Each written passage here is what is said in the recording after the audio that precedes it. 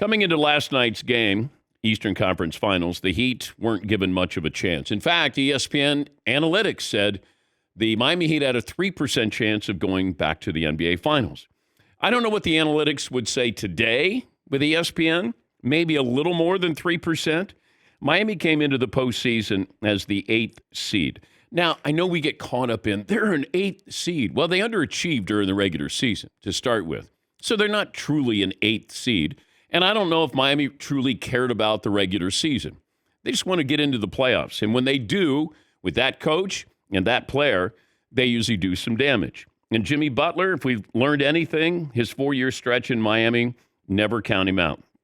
You know, you go back to 2020, he willed the Heat to the finals. Last night, he had his way with the Celtics. He had 35, 7, and 6 steals, 6-time All-Star.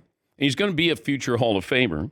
And when you think about those guys, when it gets to the postseason, he's almost the modern-day Reggie Miller from the standpoint of maybe regular season, you're not talking about him good, maybe sometimes very good, but postseason, that's when you make a name for yourself. And Jimmy Butler has done that. Here's Boston coming in, all this momentum. Jason Tatum, incredible performance, 51 points, Game 7. And then all of a sudden, doesn't take a shot in the fourth quarter. It takes 5 shots total in the second half. How's that happen?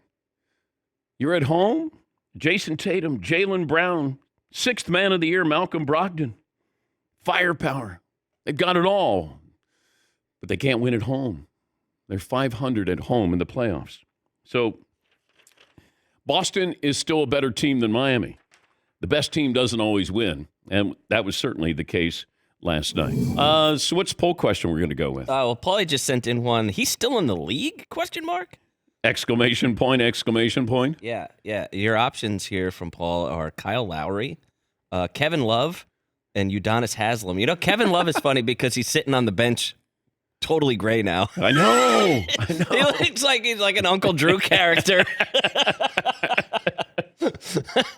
He's the guy that you go, I'll take the old man over there. Yeah. He's only 35. I'll still take him. Yeah, Paulie. When he checks in the game, he rips off a pair of corduroys. Yeah, he's got cut-off cords on and New Balance, low cut. Like, hold on. Give me about 45 minutes to stretch here, and then I'll be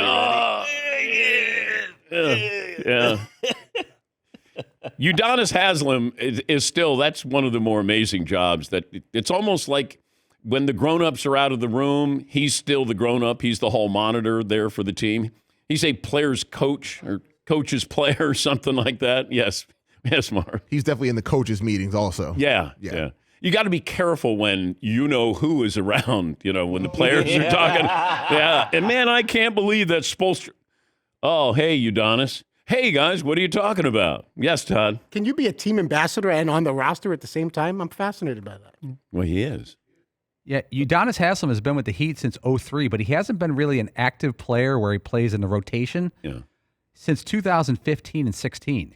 He's basically been on the roster the past 7 years in a practice assistant coach role. That's not a stat of the day. I know. Jason Jackson, who is the play-by-play voice for the Miami Heat, will join us coming up. What is it about this roster? Because you look at that roster and you go, how are they doing it? But they did it. And, you got to give credit. Also, a whole lot of blame to the Celtics because I'm watching going, Jason Tatum, how's this possible? The fourth quarter, didn't take a shot. A couple of turnovers there. God, they just drive you crazy with their inconsistency. Best team in the playoffs, in my opinion. But that doesn't mean they'll even make it to the NBA Finals. Yes, Eden. But, I mean, what this 8 seed is doing is truly historic. I know. I mean, this is an 8 seed we're talking about. I know. That's driving me crazy. I know. We're making it seem like this is, Baltimore County, upsetting, a 16 seed winning. Yeah, like LIU all of a sudden is beating the Lakers or something. You're like, what? It's the Miami Heat. They chose to be practically in the 8th seed rather than. Yeah. They underachieved, but, don't let that get in the way of a good story. This is what we do in the media. An 8 seed knocked off a 1? Unbelievable. An 8 seed? Are you kidding me? Yes, Paulie. The 10th seed in the West and the 4th seed in the West was a 2-game difference. 2 wins or 3 wins would have put you from the 10th seed to the 4th seed. Yeah. Doesn't matter. Yeah.